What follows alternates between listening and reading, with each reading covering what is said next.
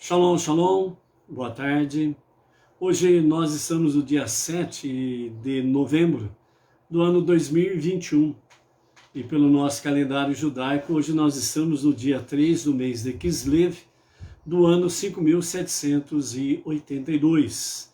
Shavuot Tov, uma boa semana, uma semana abençoada com Hashem, pelo Hashem, para que os seus dias durante a semana sejam bons, sejam agradáveis, sejam suaves, né? E que você, sua família, os seus negócios, aquilo que gira em torno de sua vida, seja uma semana que você tenha muitas conquistas, excelentes vitórias e, acima de tudo, gratidão ao Todo-Poderoso, porque somente Ele pode nos conceder bênçãos, vitórias e conquistas. Então a você, Shavuot Tov, uma feliz semana com o Eterno, ok? Hoje nós estamos a 62 dias do ano 5782, estamos aí, né, fazendo a nossa jornada monoteísta em A Tarde com a Torá. Vamos ver então o que o Rebbe tem para conosco no dia de hoje, o que ele nos fala no princípio desta semana. Então vamos lá. A sabedoria do nosso Rebbe Menachem Mendel, o tzadik da nossa geração, é para o primeiro dia desta semana. Hoje nós estamos no primeiro dia da semana e o primeiro dia do Shabbat. Então essa primeira gota de sabedoria para hoje, o nosso Rebbe diz assim: a eletricidade é uma força oculta dentro da criação. Não pode ser apreendida com nenhum dos 5 sentidos. Só podemos saber dela por meio de suas causas e de seus efeitos.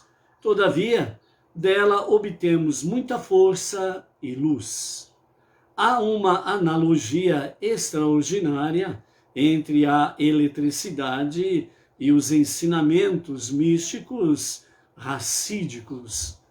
Ou seja, o que o Rebbe quer mostrar para nós e chamar a nossa atenção dentro desse campo, né, é sobre a eletricidade. Ontem nós vimos sobre a questão do raio laser e nós estamos dentro daquele grupo, o mundo todo é meu mestre.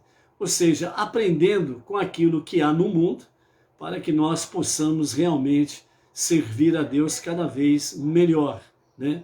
Então, dentro do aspecto de hoje, o nosso Rebbe fala sobre eletricidade, né? Que é uma força oculta. A eletricidade, ela está oculta. Não pode ser apreendida com nenhum dos nossos 5 sentidos. Só podemos saber dela por meio de suas causas e seus efeitos, né? Ou seja, nós sabemos das suas causas, a força que tem a eletricidade, quando acontece, aí, por exemplo, um curto, né? Sabe-se lá ver o potencial da energia, né? O mover através da energia elétrica, o mover de máquinas potentes, né? Cidades recebendo a sua luz, que são os seus efeitos, e por aí afora vai, né? Traz calor, evita o frio, e assim sucessivamente, né? Então, há uma analogia extraordinária, diz o Rebbe, entre a eletricidade e os ensinamentos profundos da sabedoria racídica, onde se aprende com muito mais profundidade a Torá, os ensinamentos da Torá. E dentro desse aspecto aí mostra para nós o quê? Que os ensinamentos racídicos, né? Os ensinamentos da Torá, através dos nossos mestres, é como a eletricidade. Ela realmente, nós...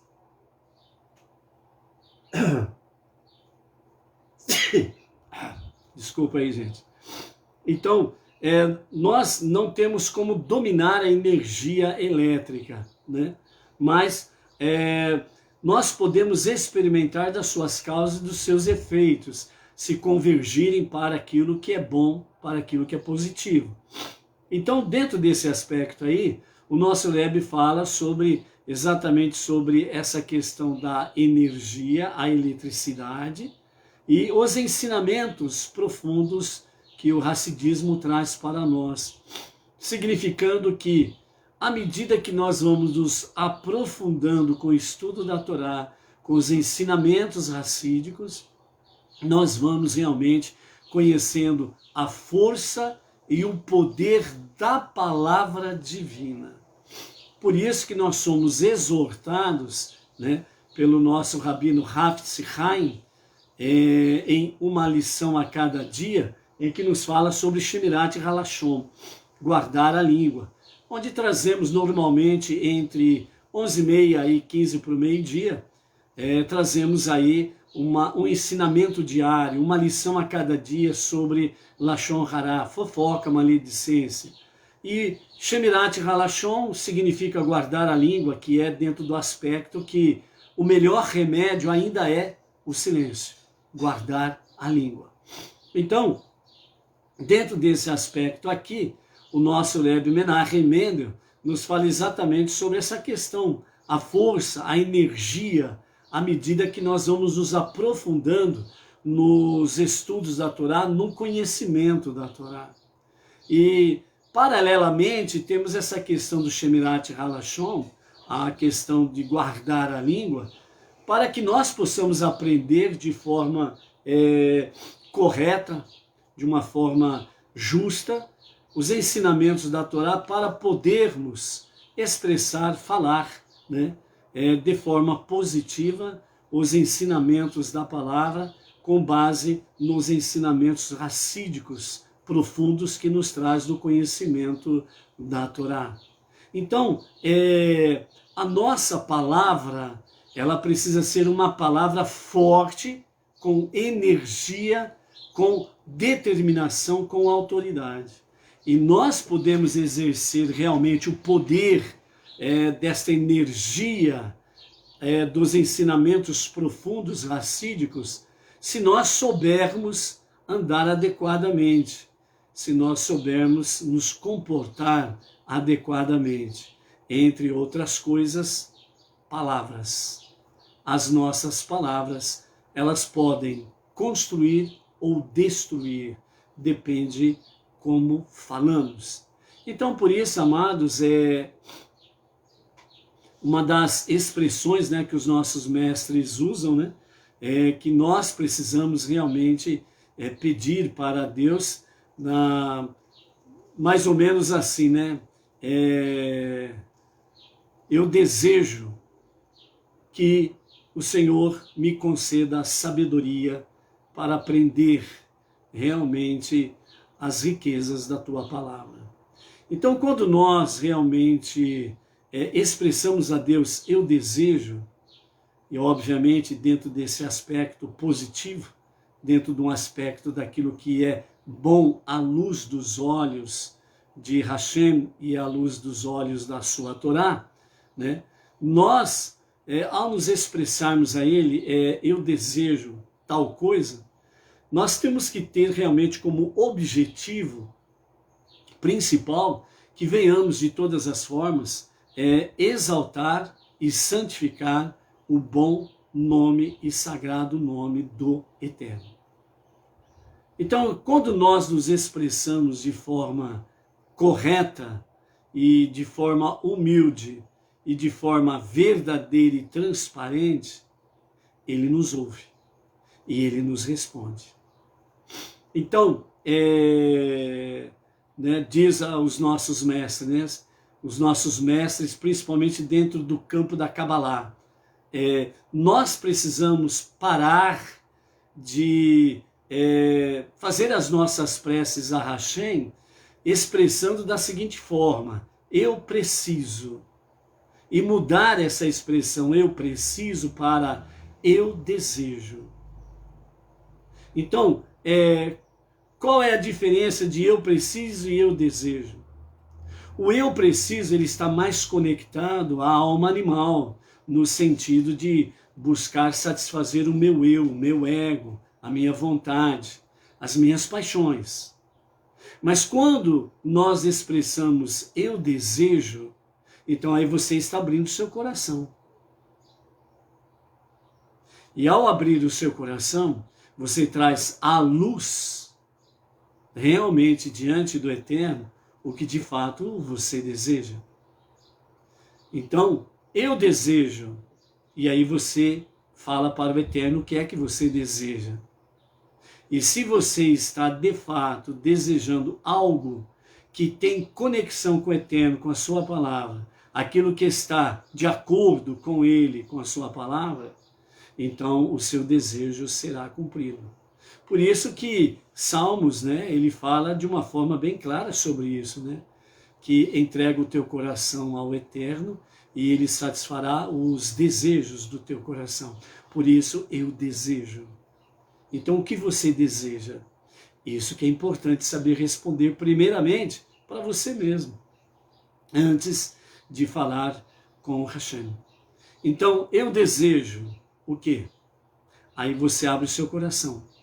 Aí você fala de fato o que a tua alma busca, almeja. E aí é você e Deus. Entendeu? Então, use nessa forma analógica, né, que o nosso Rebbe traz. Use então essa força, esse poder da eletricidade dentro do campo espiritual. Eu desejo.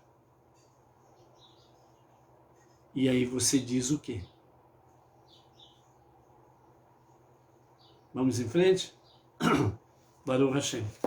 Ok, vamos lá. Hoje nós estamos no nosso primeiro dia da semana e, portanto, nós estamos no primeiro dia do Shabat e automaticamente iniciando uma nova paraxá. A paraxá desta semana chama-se Vayetse, que significa e ele partiu, que é o que nós vamos ver realmente com referência a Yaakov, que então ele sai de Canaã e vai para Padã Aram, na casa da parentela da mamãe Rívica, e vai ali buscar a sua esposa, né? Ele vai atrás de uma esposa e volta com 4. Eita vida, hein? Meu Deus do céu. Né? Então, nós vamos ver essa história aí, né? Baruch Hashem. E então, essa semana nós teremos pela frente 148 versículos para estudarmos. Estamos entrando na 7ª paraxá do novo ciclo dos estudos de Torá. Baruch Hashem.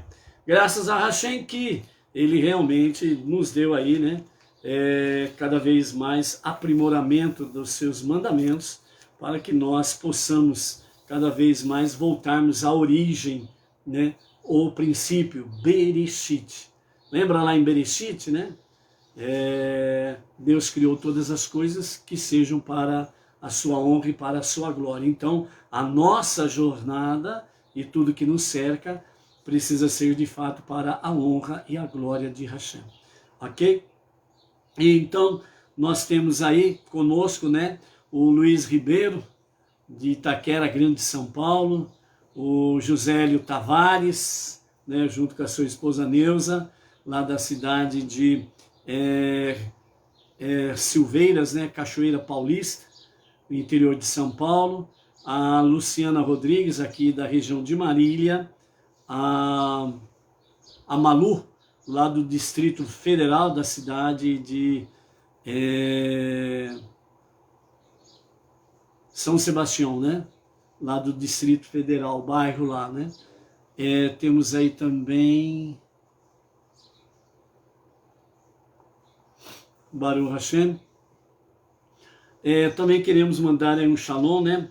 Para a Delci Manuela José, o Felipe Costa Oliveira, de Manaus, Amazonas, o Vinícius Costa, lá de Ribeirão Preto, interior de São Paulo, a Miriam Barros, né, de Brasília, o Márcio Costa, a Sandra Souza, né, e o seu marido Ricardo, lá da cidade de Palmares, Pernambuco, o Vandeler Martins, né, da Grande São Paulo, a Deniglésia Cardoso de Menezes, São José dos Campos, interior de São Paulo, o Carlos André, de Brasília, a Janete Vargas, de Portão, Rio Grande do Sul, o Silas Silva, de Rio Branco, lá do Acre, a Neuza Santos, a Elizabeth Lobo, da cidade do Porto, né, que é Portugal, a Elman Geni Silva, a Mirlênia Freitas, de Fortaleza, Ceará, a Júlia Ruth Mandietas, não sei se assim se pronuncia corretamente o nome dela, ela de Venado Tuerto, né, da cidade de Santa Fé, Argentina, né? Então, Baruch Hashem aí, né? Além da Juraci lá de Buenos Aires, né, a Argentina, temos aí também a Júlia Ruth, lá da cidade de Santa Fé, Argentina. Baruch Hashem. Ok? Nós estamos aí, nesta semana, nos preparando para a nossa reunião em Bauru. Então, no próximo sábado, a partir das 15 horas em Bauru, nós estaremos aí, Baruch Hashem, o Cristiano Salviano, né, chegando aí em Belém do Pará, junto com a sua família aí, em A Tarde com a Torá. Então, no próximo sábado, a partir das 15 horas, nós estaremos reunidos em Bauru para fazermos o encerramento, né, para a localidade, o encerramento da Paraxá semanal, Vayetse. A Tarde com a Torá será no horário normal, às 14 horas, ok? Bem como uma lição a cada dia, às 11h30, né, 11 horas e 30 minutos. E para o grupo em Bauru, que vai se reunir, a partir das 15 horas, faremos o encerramento da Paraxá semanal, Vayetse, e partiu, que estamos iniciando hoje.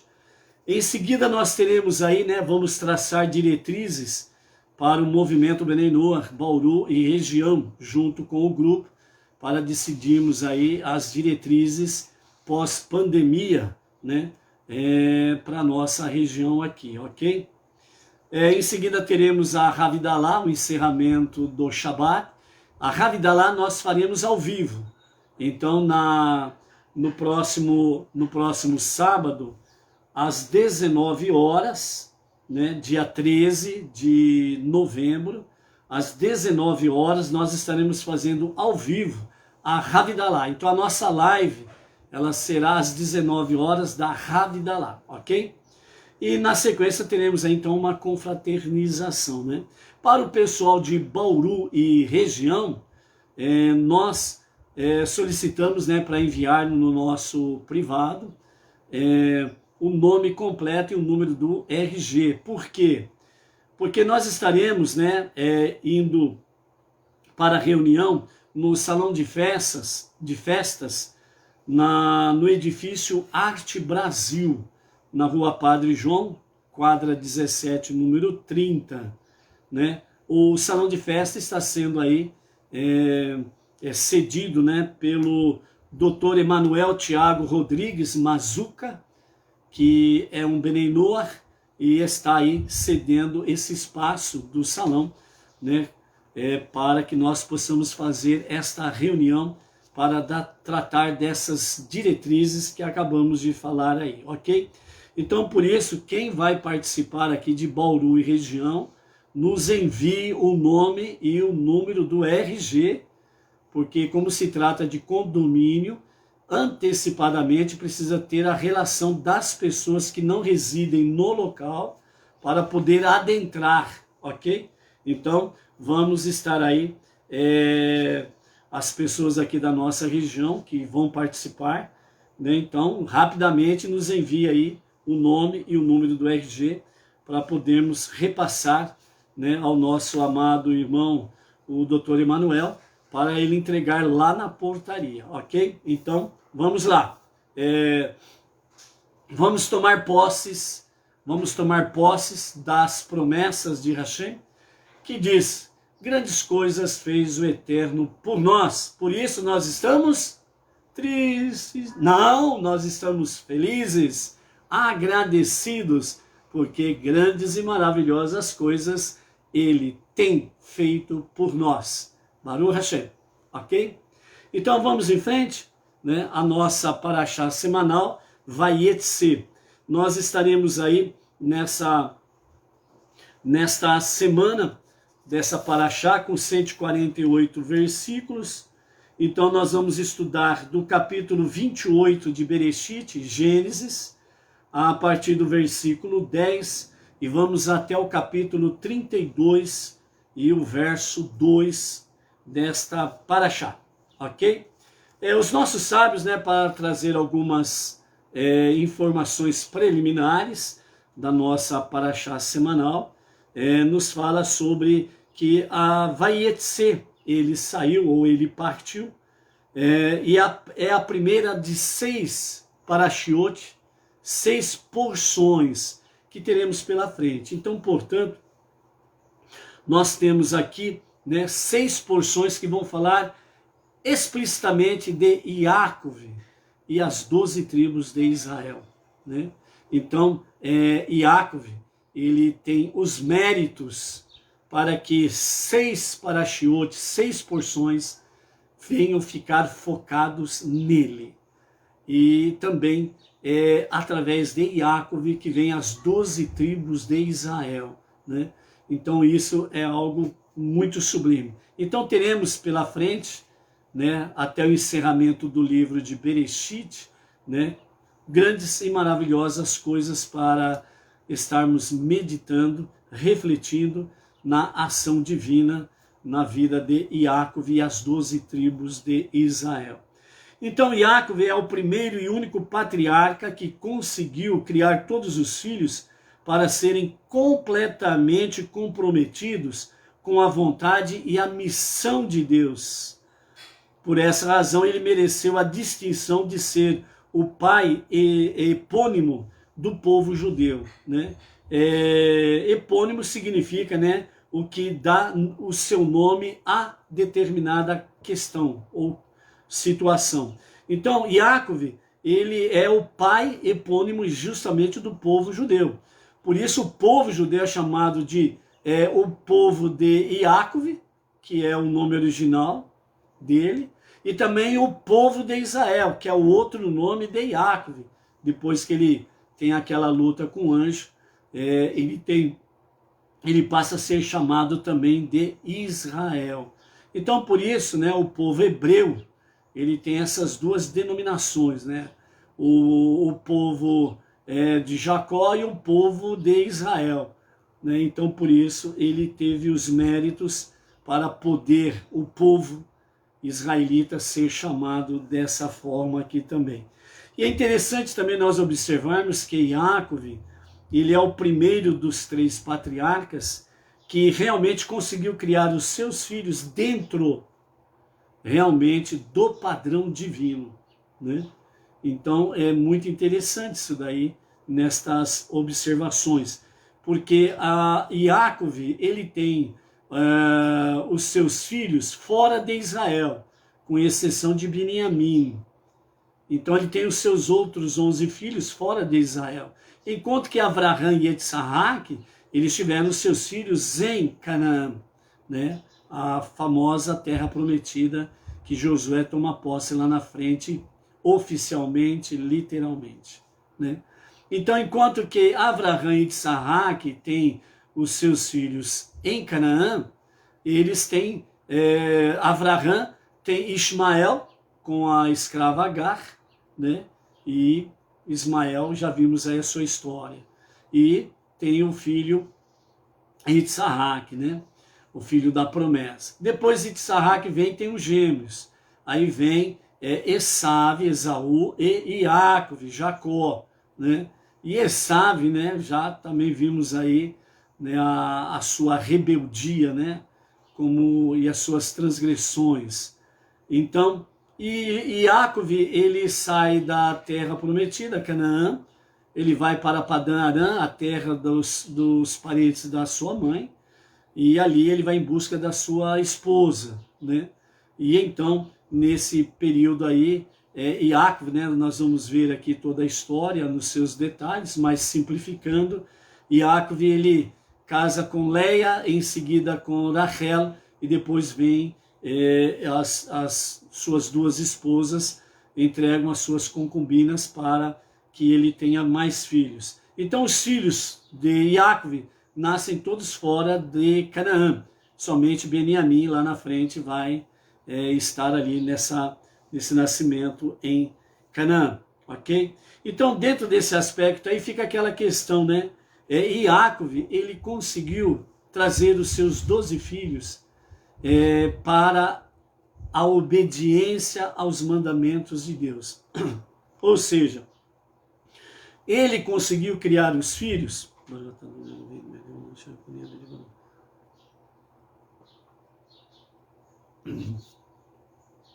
Então Yaakov, ele conseguiu criar todos os filhos comprometidos com Deus.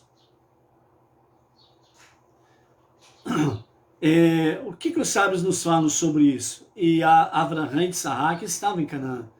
Yaakov fora de Canaã. Fora de Canaã, fora da terra prometida, todo judeu está suscetível mais facilmente, né, às provocações da alma animal, está mais inclinado a má inclinação, né, o Yetzer Hará, e automaticamente está mais à mercê do mal do que do bem, fora da terra prometida. Mas por que Yaakov ele consegue trazer os seus filhos todos comprometidos com Deus, e enquanto que Avraham e Yitzhak, eles não conseguiram isso, né?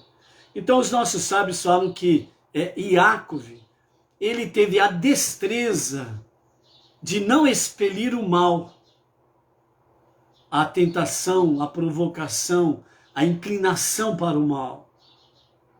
Ele não se preocupou em expelir, expulsar, mas ele fez o foco, ele focou em dominar o mal.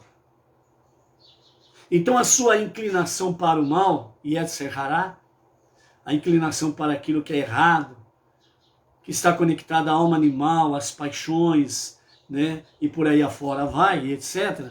Certo? Então Yaakov, ele não se preocupou em expulsar isso, pelo contrário, ele se preocupou em lutar e dominar essa situação. Que significa que nós precisamos aprender a dominar o nosso Yetzer Hará, a nossa alma animal, que nos leva para a inclinação do mal, do errado, das paixões seculares, e por aí afora vai.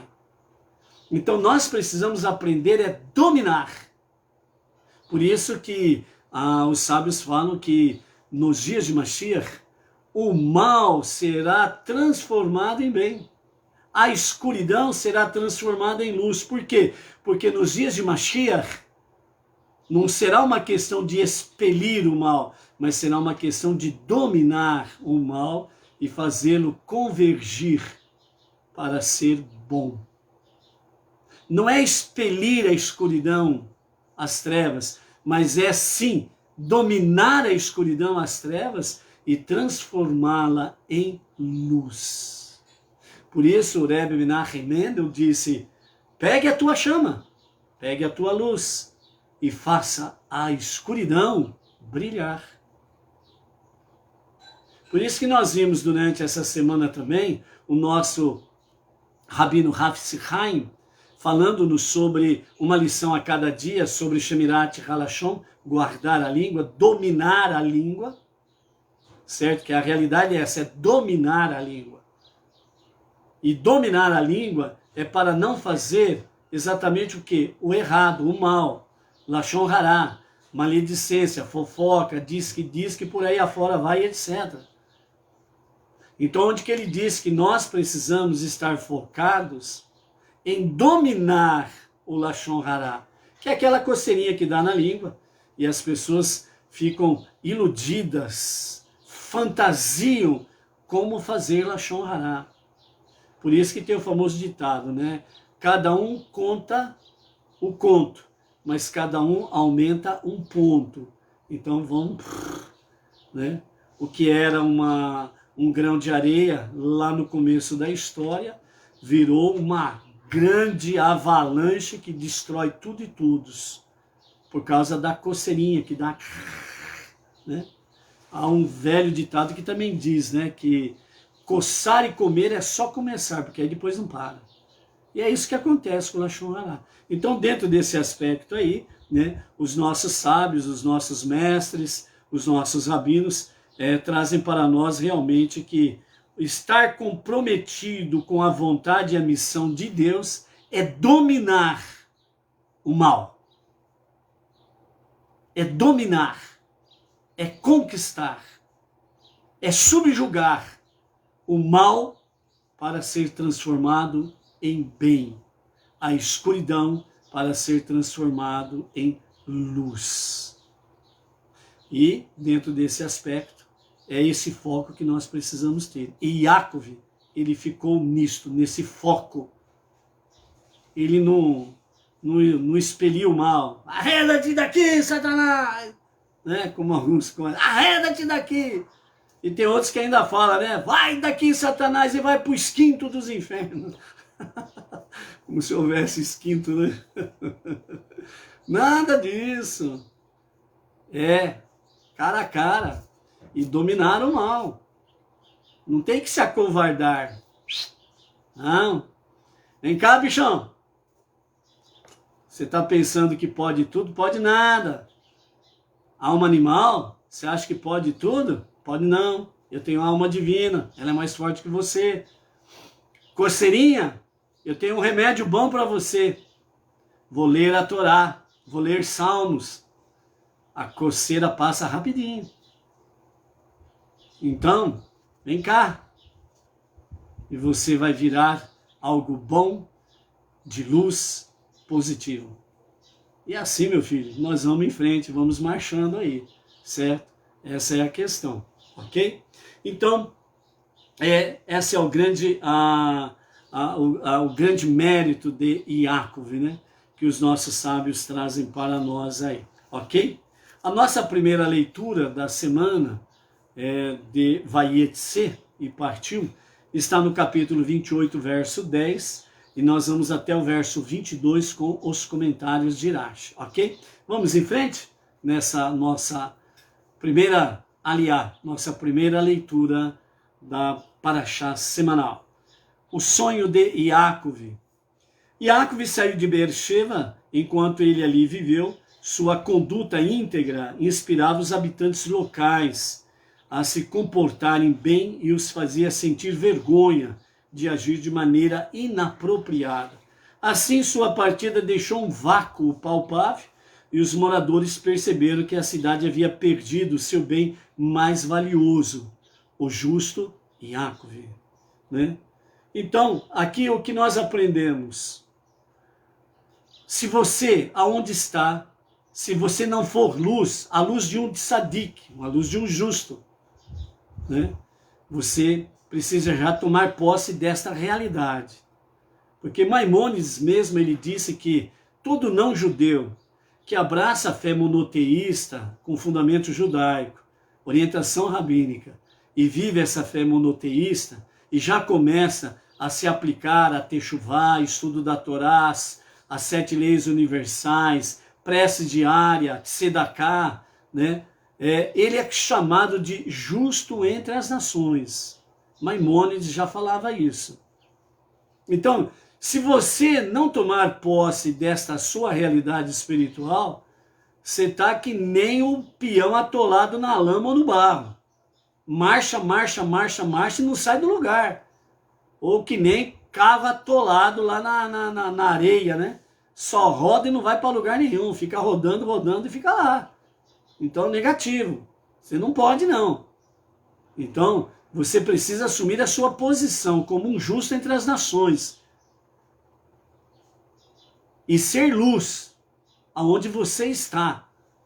E que as pessoas ao teu redor vejam que, de fato, as coisas boas que estão acontecendo ao redor de onde você está é graças à tua posição de fé no único Deus, aquele que não nasceu e nem morreu, aquele que é incorpóreo e indivisível, que é um e único, o único Deus, o único Criador e o único Salvador. As pessoas precisam ver isso e sentir essa realidade. Então você tem que assumir a sua posição onde você está. Então aqui fica o primeiro exemplo que nós podemos falar sobre que nós começamos. Em vez de ficarmos falando eu preciso e você passar a dizer eu desejo na sua prece a Hashem. Então, eis o primeiro exemplo. Eu desejo ser tua luz neste lugar onde estou, ó Senhor.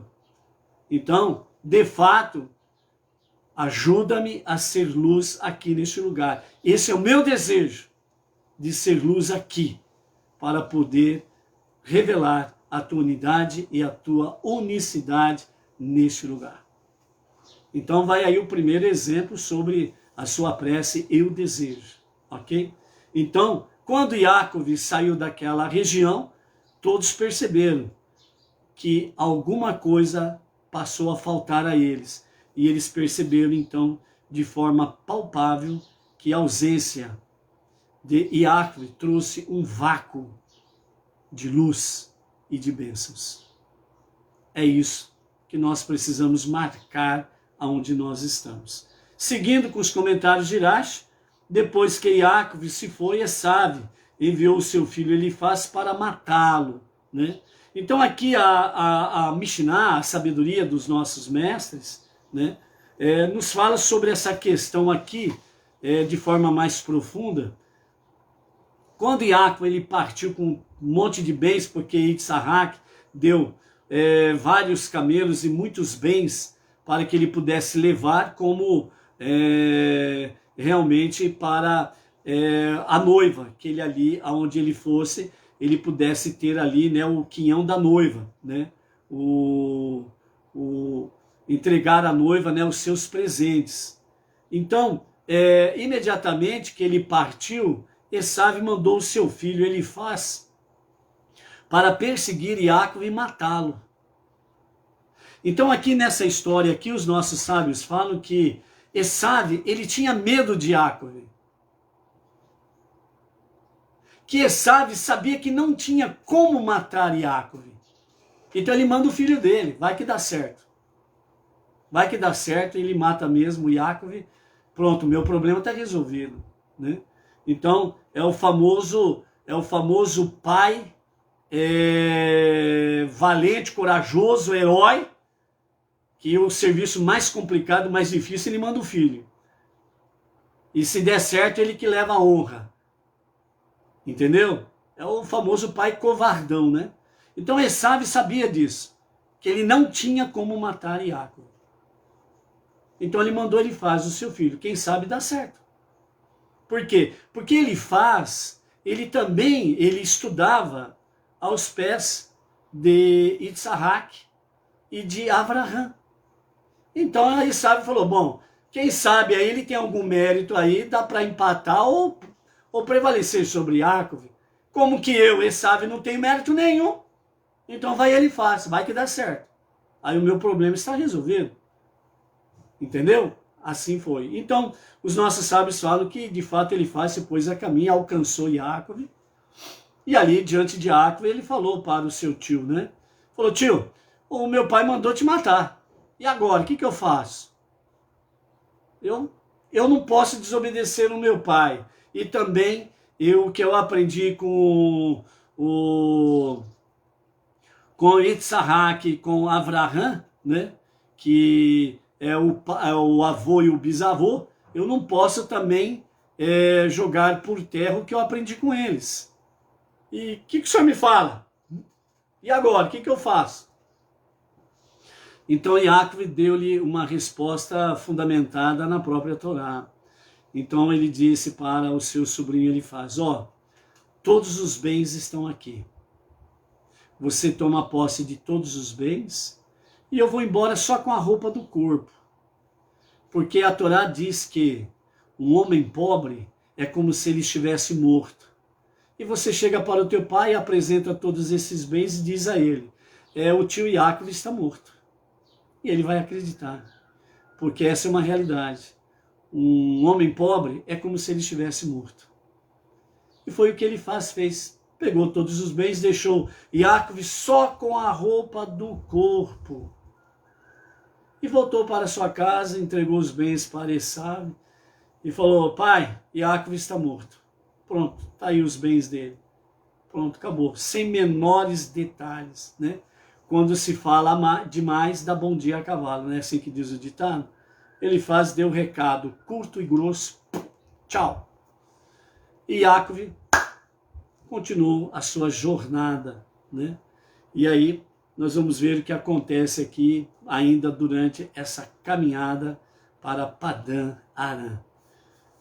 E então, né, nessa jornada, depois disso daí, Iacov, né, ele viu que realmente ele tinha que seguir a sua jornada, mas agora ele precisava realmente se preparar de uma forma mais adequada.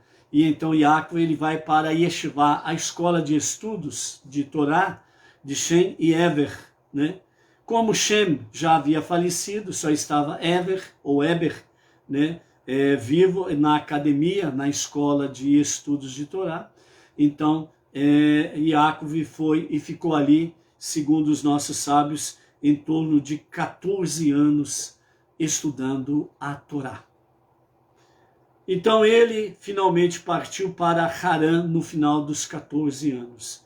Quando chegou, deu-se conta de que, sem notar, passara pelo Monte Moriá, onde seu pai e seu avô tinham rezado, mas ele mesmo não rezara ali. A fim de retificar essa aparente afronta ao exemplo de seus antepassados, ele deu meia volta e retrocedeu em direção ao Monte Moriá. Foi lá onde seu pai Isaac foi atado, né, para o sacrifício.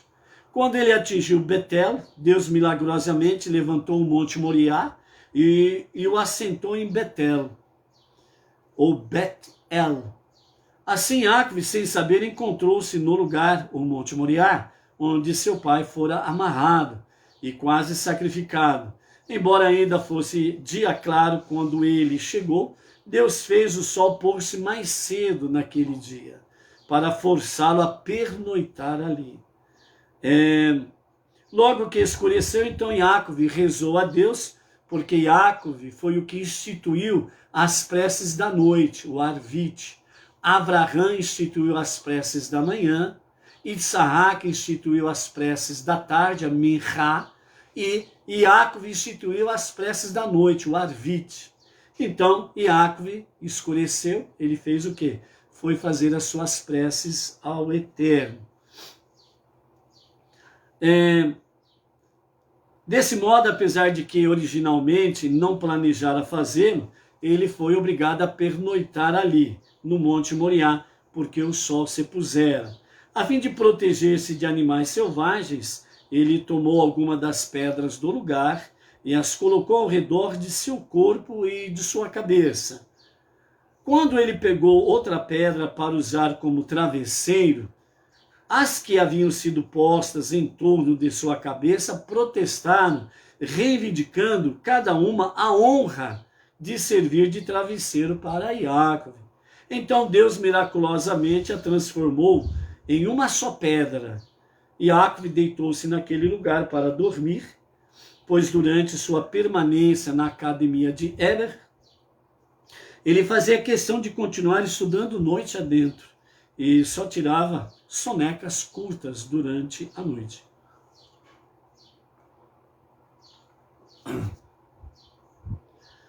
Então aqui, né, nós temos nesse sentido aqui, nesse trecho aqui, nós temos então Iacov, ele vai dormir, faz as suas preces, vai dormir, e em seguida ele pega pedras, coloca em torno do seu corpo e da sua cabeça para protegê-lo contra animais da noite. Quando ele pega uma outra pedra para servir de travesseiro, então todas protestam diante de Deus que queriam ter a honra de ser o travesseiro de Iacov, né? Isso daí está na Mishnah, Torá Oral, no Talmud, que os nossos sábios trazem para nós, ok?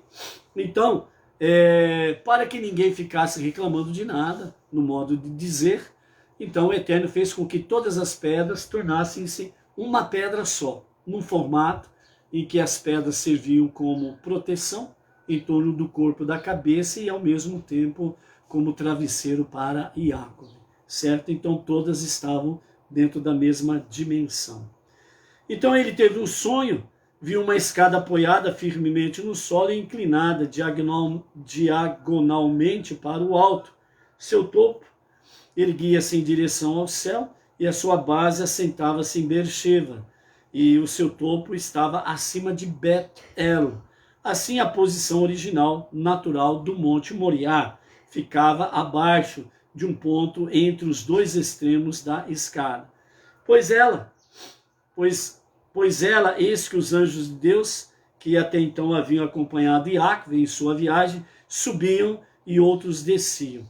Então aqui os nossos sábios dizem que essa escada que Iácov viu, de anjos subindo e outros descendo, os anjos que subiam eram os anjos que não tinham permissão do Eterno para sair fora das fronteiras de Canaã, a terra prometida.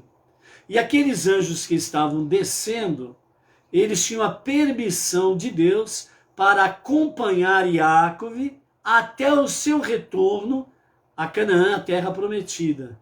Então esses anjos que desceram nessa escada, eles foram com Iácov, permaneceram todo o tempo lá em Padã Arã, até eles retornarem neste mesmo ponto, onde estes anjos voltariam a subir aos céus, e os anjos que subiram neste momento voltariam a descer para acompanhar Iácov para o interior de Canaã. Ok? Maravilhosa essa visão, hein? Então o verso 13 diz, né? Eis que Deus estava sobre ele para guardá-lo durante sua estadia temporária em Harã. Então ele disse, eu sou Deus, Deus de Abraão, teu antepassado, e Deus de Isaac. Né? Isaac ainda estava vivo, ele não tinha morrido. E Deus sempre se revelava de forma a não citar nome de alguém que ainda estava vivo. Então os nossos sábios falam que quando Deus se revelou aqui, neste sonho, a Iácov, ele fez questão de citar o nome de Isaac, o pai de Iácov, porque Isaac, ele já estava cego. Então ele não podia ver. Automaticamente, ele estava isento de qualquer pecado. Interessante nós observarmos isso. Por quê? Porque os nossos olhos podem ser terrivelmente os portais para o mal, para o pecado, para as abominações. Por isso, estudando a Torá com fundamentos da Kabbalah, os nossos sábios trazem entendimentos profundos sobre esta realidade da Kabbalah, dos ensinamentos mais profundos da própria Torá.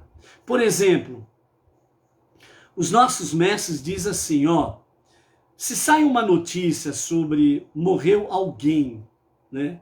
E você começa a assistir aqueles vídeos, aquelas notícias constantemente, né? Então os nossos sábios dizem assim, cuidado, porque o anjo da morte, ele vai olhar para você. Você começa a focar tanto nos vídeos, nas notícias de morte, cuidado. O anjo da morte vai virar o rosto dele para você. Você poderá ser o próximo. E por que esse ensinamento nesse sentido? Porque nós estamos aqui para a vida, não para a morte. Então tudo que nós fazemos, nós temos que fazer para a vida. Então dentro desse mesmo campo, tem aquela questão sobre violência. Então você começa a assistir muitas notícias de violência. Violência daqui, violência dali, pá. Então, o anjo da violência, ele vai olhar para você. E ele vai procurar um jeito de influenciar você a ser violento também. Entendeu?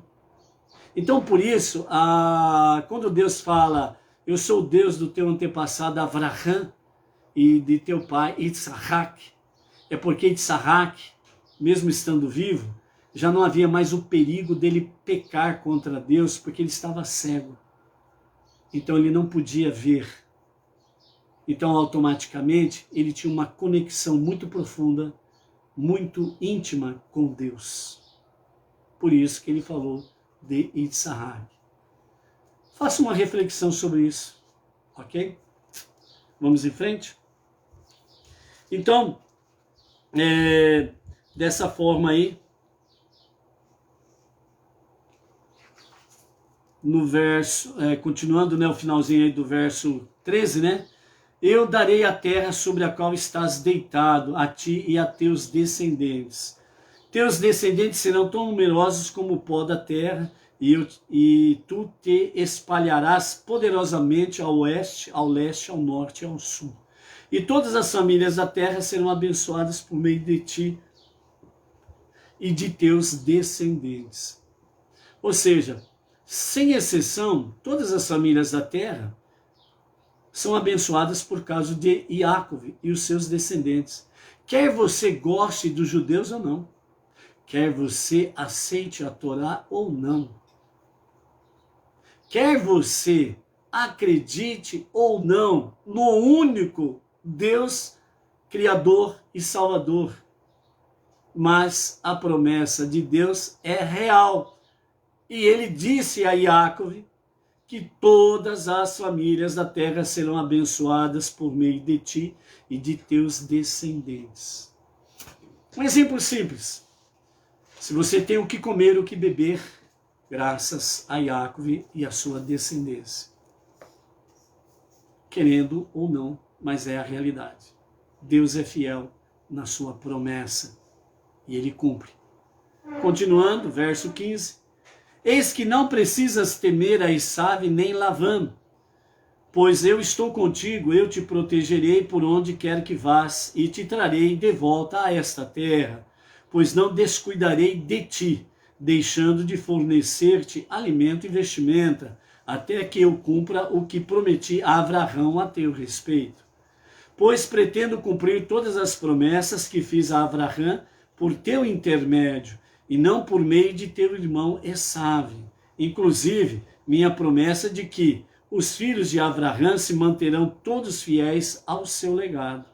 A herança de Esav receberá de Abraão consistirá somente no território prometido a ele, né? Que é o território que nós vamos ver mais para frente aí, né? Que está conectado com a questão dos amonitas, moabitas e edomitas, que já vimos também ali no passado, essas terras aqui, né? E ali na frente nós vamos ver que Esav toma posse dessas terras, literalmente falando.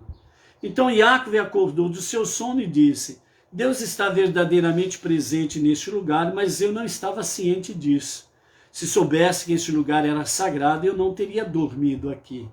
Ele amedrontou-se e disse: quão formidável é este lugar. Este não é outro senão o Monte Moriá, o futuro local da casa de Deus. Por isso é Bet-El, né? Bet, que significa B-E-T, Bet, que significa casa, El, Deus, casa de Deus. E assim, este é o portão através do qual a oração ascende ao céu, passando pelo templo celestial, que em sentido figurado está situado acima do local do templo físico, o que significa que este lugar do futuro templo é o ponto terreno mais receptivo à consciência espiritual dos mundos superiores. Ou seja, Jerusalém, onde está lá o muro chamado das Lamentações, mas é o Kotel, o muro, né? É o ponto mais propício de conexão com Deus, certo? Vamos dizer assim, de uma forma cósmica, né? É o portal celestial, da dimensão cósmica celestial com Deus. Se em qualquer lugar do mundo a nossa conexão com Deus pode, segundo o desejo do seu coração, pode ser muito forte, lá então é o dobro, no mínimo, quando você ali está. Ok? Inês Martins, aqui de Pirajuí, shalom, shalom, Inês. Então, verso 18, Iacove levantou-se cedo pela manhã, tomou uma pedra semicircular que havia posto sobre sua cabeça e erigiu-a como monumento. Ele então derramou azeite sobre seu topo, consagrando-o como altar. O local já era conhecido como Bet-El, porém com base na revelação que acabara de receber. Iacove ratificou esse nome, ou seja, confirmou. Ele denominou esse lugar novamente como Bet-El, Casa de Deus, apesar de que o nome original da cidade era Luz. Iacove fez um voto dizendo: se Deus estiver comigo e me proteger fisicamente nesta jornada que estou fazendo, e me der pão para comer e roupa para vestir, e me guardar espiritualmente da má influência de Lavã, para que eu consiga retornar à casa de meu pai intacto, ou seja, sem nenhuma mancha de pecado, e se Deus for tanto meu Deus como o Deus dos filhos que gerarei na casa de Lavã, no sentido de que todos eles permaneçam leais ao seu legado e não se rebelem, como fizeram alguns dos filhos do meu avô Avraham e um filho de meu pai Isaac, pois ele me prometeu tudo isso. Então esta pedra que erigi como monumento será uma casa de Deus. Oferecerei sacrifícios sobre ela. E, dirigindo-se diretamente a Deus, ele disse: separarei para ti 1/10 de tudo que me deres, como fizeram os meus antepassados. Ok? Aqui nós chegamos na final da nossa primeira leitura, né? O nosso Rebbe Menachem Mendel, ele nos falando sobre essa nova paraxá, então ele faz um resumo da paraxá dizendo assim: esta é a 7ª paraxá e do livro de Gênesis, começa com a crônica do terceiro e último patriarca, Iacove. Esta começa contando sobre a saída dele, né, Vaietse, e ele saiu da terra de Israel para encontrar uma esposa entre seus parentes em Harã. Lá ele se casa com 4 esposas e se torna pai de uma grande família, assim como reúne uma fortuna considerável com a ajuda divina. 20 anos depois, Iacove tem que fugir secretamente de Harã, receoso de que seu sogro, possessivo que era, Lavã, tentaria impedi-lo de sair de lá. Mas quando Lavã o alcança, ambos fazem as pazes, né? O resumo. E na nossa primeira leitura aqui, ele nos comenta, né, o nosso Rebbe Menachem Mendel, o líder da nossa geração, ele comenta, né, dizendo sobre a questão da noite em que Iacove passa no Monte Moriá, né, que hoje é conhecido muito bem mundialmente como o Monte do Templo. Só tem lá o Kotel, que sobrou do templo com a destruição no ano 69 pelo Império Romano, o Monte do Templo em Jerusalém. É ali onde ele sonha com os anjos subindo e descendo, numa escada para o céu, e quando acorda percebe a santidade que está intrínseca, presente naquele lugar. Então ele promete a Deus que se o provesse durante a sua estadia lá em Lavã, né, e lhe permitisse retornar tanto física como espiritualmente intacto, então ele consagraria aquele local para o futuro templo, né? Então, alimentar e vestir a alma, né? Então o nosso Rebbe diz: o pão e as vestimentas que Iacove se refere aqui nessa passagem, né, metaforicamente ao estudo da Torá e o cumprimento dos mandamentos, ou seja, o pão é a Torá, o estudo da Torá. Então, que forma que eu me alimento de pão? O estudo da Torá é o pão espiritual. Por isso que lá na frente temos a questão do maná. E também o cumprimento dos mandamentos, a obediência dos mandamentos, são as vestimentas. Então, como que eu me visto dos mandamentos de Deus? Obedecendo. Então, a minha conduta no dia a dia, ao ir aonde tiver que ir, as pessoas precisam perceber que eu estou vestidos com os mandamentos da Torá. A minha roupagem são, né, os mandamentos da Torá. Ok? Então, quando acorda ao perceber a santidade do local, então ele promete a Deus, né, essa realidade aí de estar em conexão constante com Deus, né? Então, quando estudamos a Torá, a sabedoria de Deus se torna parte de nós, assim como ocorre com o alimento. Quando nós nos alimentamos, o alimento ele passa a fazer parte de nós, porque nós o ingerimos. A mesma coisa acontece com a Torá, o pão que nós alimentamos, nos alimentamos, melhor dizendo, né, passa a fazer parte da nossa vida. Então, a Torá, ela precisa, de fato, fazer parte da nossa vida. E quando nós executamos, né, os mandamentos, estamos envolvidos por um sentimento externo, transcendental, de inspiração, como uma vestimenta que nos envolve, uma roupa que nos aquece, né? Então, a nossa roupagem são os mandamentos. Então, nós precisamos estar muito bem vestidos, né? O nosso decoro, tanto fisicamente, externamente falando, como o nosso decoro espiritual. Então, neste contexto, retornar à casa do Pai intacto faz alusão ao nosso retorno ao campo da santidade, que é o nosso verdadeiro lar, após aventurarmos no mundo físico para refiná-lo e elevá-lo a Deus, né? Então, nesse aspecto aqui, nós estamos entre as nações, estamos presentes no meio desse mundo físico, né? E qual que é a nossa mensagem, qual que é o nosso objetivo principal, a nossa tarefa suprema? É transformar esse mundo físico, é transformar esse mundo que nós estamos hoje para ser a moradia de Deus, a casa de Deus. Então, por isso, né, ao nos alimentarmos do pão, a Torá, e ao nos vestirmos com os mandamentos da Torá no nosso dia a dia, nós estamos trazendo mais luz para este mundo, estamos fazendo a escuridão dar luz ou convergir para a luz, certo? E dessa forma nós vamos conquistando o mundo e transformando o mundo.